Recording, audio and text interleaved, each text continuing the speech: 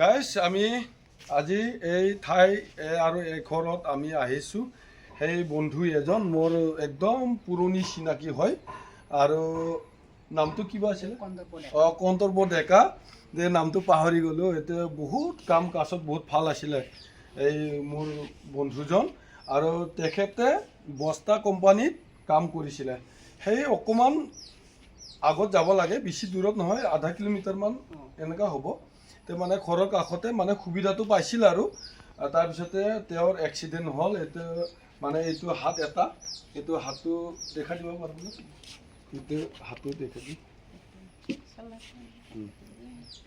এইটো তাৰমানে এইটো হাতটো এইটো মানে পুৰা মেচিনত সোমাই গৈছে না এতিয়া কৈ দিছোঁ কেনেকুৱা কি হৈছিলে তাৰমানে মিচিঙত কাম কৰি থাকোঁতে হাতটো তাৰমানে হঠাতে মিচিঙত সোমাই গ'ল সোমাই যোৱাৰ পাছত আৰু ওলাব নোৱাৰিলোঁ তাৰ পাছত এই ইঞ্জিনিয়াৰে মিচিংটো বন্ধ কৰি দিলে তাৰ পাছত খোলা মিলা কৰি ওলাইছোঁ আৰু সেইখিনি তাৰ পাছত আহি পেলাই আৰু মেডিকেল লৈ গৈছে মেডিকেলত আমি ট্ৰিটমেণ্ট কৰিছে আৰু তাৰ পাছত হেৰি কৰিলোঁ এই জি এম চি লৈ গ'ল ফাৰ্ষ্ট জি এম চিৰ পৰা জি এন আৰ চিত হেৰি কৰিব নোৱাৰোঁ বুলি ক'লে ডিচিং চিচিং কৰি আকৌ জি এম চিত ভৰ্তি কৰা হ'ল আৰু তাত এই অপাৰেশ্যনটো কৰিছে আৰু এইটো হাতৰো এনেকুৱা প্ৰব্লেম হৈ আছে এইটো হাতটো এইটোতো মই চলি আছে বুলি ভাবি আছিলোঁ এইটো চলি আছে কিন্তু সিমান এটা হেৰি নাই দুটা হাতৰে এনেকুৱা এইটো তাৰমানে দুটাই আৰু তো কিবা কি এইখিনি তাৰমানে ভাত খোৱাৰ কাৰণে বা অলপমান কিবা খুজাবৰ কাৰণে অকণমান 85% বিকলম্বৰ মানে হেৰি চাৰ্টিফিকেট ওলোৱা গৈছে এইটো বিকলম্বৰ 85% দিয়া গৈছে আৰু এইটো হাতেৰেও তাৰমানে কাম কৰি খাব নোৱাৰে এইটো এটা স্পষ্টটো এইটো তাৰমানে নোৱাৰে এতিয়া চাচো হাতটো একদম পুৰা মানে এইটো নোৱাৰে এইটো গম পাই গৈছোঁ এইটো কষ্ট নহয় মানে হাতটো মানে এইটো মুঠিটো অহা নাই আৰু 2 বছৰ ধৰি মানে হেৰি দিয়া গ'ল থেৰাপি দিয়া গ'ল কিন্তু মানে সম্পূৰ্ণ ভাল নহ'ল আৰু এতিয়া মানে বস্তা কোম্পানী যেতিয়া তাৰমানে দাবী গ'ল তেতিয়া মানে থেৰাপিটো বন্ধ কৰি দিয়া গ'ল আৰু আগতে মানে আমাক মানে চলিব পৰাকৈ চেলাৰীটো দি আছিল তেনেদৰে আমি খাইছিলোঁ আৰু তাৰপিছত মানে যেতিয়া বস্তা কোম্পানী দাবী গ'ল তেতিয়া মানে আমাৰ মানে খুবেই অসুবিধা হৈছিল আৰু ল'ৰা ছোৱালী পঢ়া শুনাৰ পৰা বা খোৱা লোৱাৰ পৰা বহুতখিনি আমি অসুবিধা পাই আছিলোঁ তাৰপিছত যেতিয়া মানে আমি মানে ছাৰক লগ কৰিছিলোঁ তেতিয়া মানে ছাৰে আমাক সান্তনা দিছিল আৰু যে তোমালোকক যেনেকৈ নহওক মই মানে চলাই নিবৰ কাৰণে চেষ্টা কৰিম আৰু বেছি অসুবিধা মানে হ'ব নিদিওঁ আৰু এনেকুৱাকৈ কথা দিছিল ছাৰে সেই হিচাপে মানে অসুবিধা হ'লেও মানে অসুবিধাৰ মাজেদি হ'লেও চলাই আছে আৰু বৰ্তমান খা খবৰ লৈ আছে আমিও খা খবৰ কৰি থাকোঁ ছাৰলৈকে তেনেদৰে চলি আছে আৰু কিন্তু মানে কোম্পানীৰ মানে হেৰি হোৱাৰ পিছত মানে দাবী যোৱাৰ পিছত আমাৰো চলাৰ অসুবিধা হৈছিল ছাৰৰো অসুবিধাৰ কাৰণে আমাৰো অসুবিধা হৈছিল আৰু বৰ্তমান মানে তেনেকৈ চলি থকা গৈছে আৰু অসুবিধা কৰিয়ে আৰু মানে কোম্পানীটো ভালদৰে ভালদৰে চেলাৰীটো দিম বুলি কৈছে ভালদৰে চলিব পৰাকৈ এতিয়া তাৰমানে চলাৰে কোম্পানীটো ন এতিয়া অলপমান ষ্টাৰ্টিং হৈছে আৰু কেতিয়াৰ পৰা চলিব ভালকে চলিব বুলি কৈছে এতিয়া তাৰমানে ছেপ্টেম্বৰ এইটো মাহৰ পৰাই আৰু এইটো মাহৰ পৰাই মানে 2025 ছেপ্টেম্বৰত মানে চলাম বুলি মানে কৈছে আৰু হেৰি কৰি আছে মানে হেৰি ছাৰে মানে কোম্পানীৰ হেৰি মালিকে মানে চলাম বুলি ক'লে মানে চেষ্টা কৰি আছে পৰা নাই আৰু চলাব যিমান দূৰ চেষ্টা কৰি আছে সিমান দূৰ তাৰমানে পৰা নাই এতিয়া মানে 1 তাৰিখৰ পৰা অলপ মানে হেৰি হৈ আছে আৰু চলাই আছে আৰু মানে 1.5 বছৰমান বন্ধ হৈ গৈছে এনে এক্সিডেণ্টটো কেতিয়াৰ পৰা হৈছিলে 3 বছৰ হ'ল মানে নহয় বা হেৰি 22 ছেপ্টেম্বৰৰ 29 তাৰিখে 29 ছেপ্টেম্বৰত 4 বছৰ ৰানিং কৰি আছে নহয় 3 বছৰ 3 বছৰ শেষ হ'ব 29 তাৰিখ হয় 3 বছৰ শেষ হ'ব আৰু এতিয়া মানে সেই এক্সিডেণ্টৰ পৰা এতিয়া কোম্পানীয়ে দি আছে অলপ চলপ চলাৰ কাৰণে তাৰে মাজত কিবা কিবি এনেকুৱা একোতো অসুবিধাটো হোৱা নাছিল সুবিধা হয়, অসুবিধা হ'লেও আৰু কি কৰিবি, অসুবিধাৰ মাজেদি চলি যাব লাগিব। চলি যাব লাগিব, সেইটোতো হয়, এইটো ঈশ্বৰে যেনেকৈ নহওক চলাই এইটো মানে দুৰ্ভোগীয়ে বুলি ক'ব লাগিব। মানে এখন ঘৰত অহাৰ উদ্দেশ্যটো সেইটোৱে, মানে বহুত মই বন্ধু আছিল, এখেতে মোৰ বন্ধু আছিলে আৰু মোৰ সেনেকুৱা আগতে মোৰ বাগিচা আছিলে, বাগিচাত কাম বন কৰিছিলে, বহুত কাম কৰিছিল ভাল। এতিয়া মই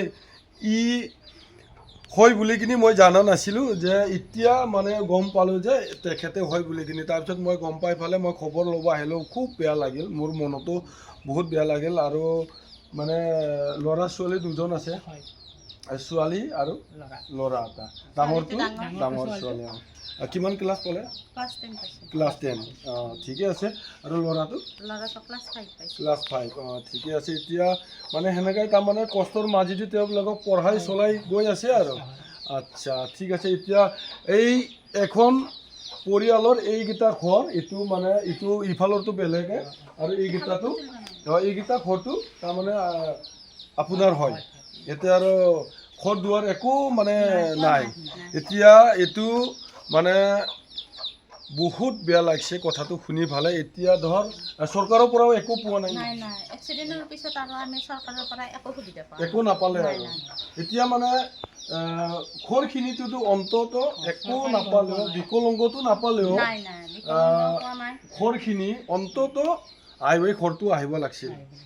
সেইখিনি ৰেচন কাৰ্ডটো আছে ইয়াতে, আৰু ইয়াতে লিডাৰবিলাকতো আছে। গতিকে তেওঁবিলাকে অকণমান চোৱা চিতা কৰিব লাগিছিল আৰু মোৰ হিচাপত। মানে এখন ঘৰ মানে পোৱাটো আপোনালোকৰ যোগ্য।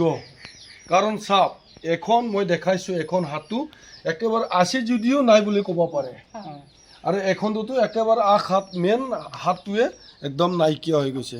গতিকে মানে বহুত দুখ লগা কথা।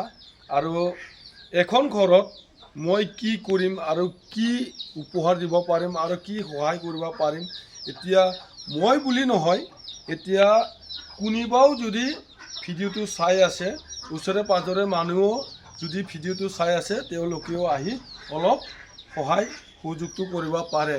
আৰু ওচৰৰ পাজৰৰ বুলিও নহয়, ক'ৰবাত দূৰৰ পৰাও যদি দেখা পাই আছে, কোনোবা যদি মানুহৰ প্ৰতি যদি মানৱতা খাতিৰটো ৰাখিব বিচাৰে বা মৰম দয়া যদি আছে, তেখেতক আহি অকণমান সহায় কৰিব পাৰে, অলপ চলপ হ'লেও সহায় কৰিব পাৰে। কাৰণ দুটা চলি, এটা ক্লাছ 10 আৰু এটা ক্লাছ 5, এইকেইটা চলি পঢ়ি আছে।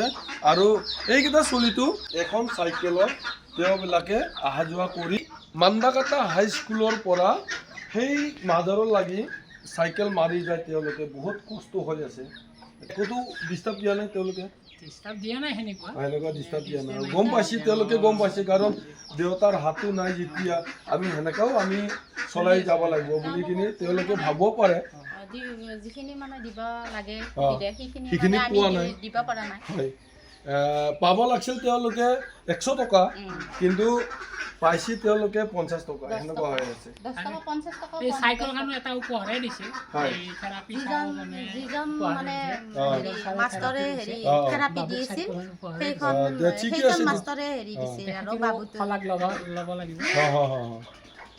বহুত ভাল কথা, তেওঁলোকে সহায় কৰি আছে, আৰু তেওঁলোকে আগৰটো দিনতো তেওঁলোকে সহায় কৰি যাব বুলি মোৰো বিশ্বাস আছে।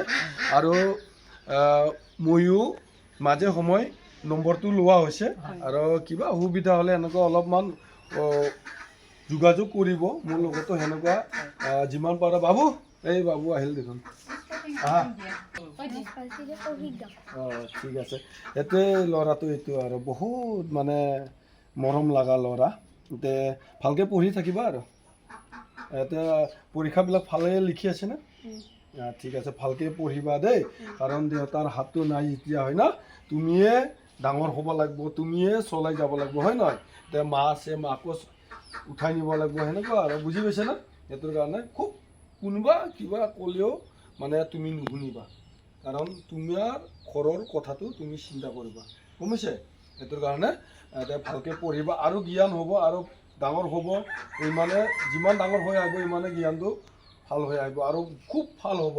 কাৰণ তুমি কষ্টত জীৱন যাপন হ'বতো সেইটোৰ কাৰণে তোমাৰ জ্ঞানটো বহুত ডাঙৰ হ'ব বুজি পাইছা না যোনে সৰু কালৰ পৰা দুখ কষ্টৰ মাজত চলি আহিব সেই মানুহ বহুত জ্ঞান পায় কাৰণ শিকিলে শিকে কথাই আছে শিকিলে শিকে সেইটোৰ কাৰণে আমিও বহুত কষ্টৰ মাজেদি আহিছিলোঁ সেইটোৰ কাৰণে আমি এতিয়া সেনেকুৱা কাবাৰ চকু পানী পৰা দেখিলে আমি মুচিবলৈ আমি চিন্তা কৰোঁ এই সেনেকুৱাহে আমি জীৱন যাপনটো হ'ব লাগে সেইটোৰ কাৰণে ইজনে সিজনক আমি দুৰ্বলতা দেখিলে তেওঁবিলাকক আমি উঠাই নিয়াটোহে আমাৰ উচিত ৰ'ব ইমানতে শেষ হোৱা নাই নেক্সট পেজটো অহাকালিলৈ দি দিম মই চাই থাকিব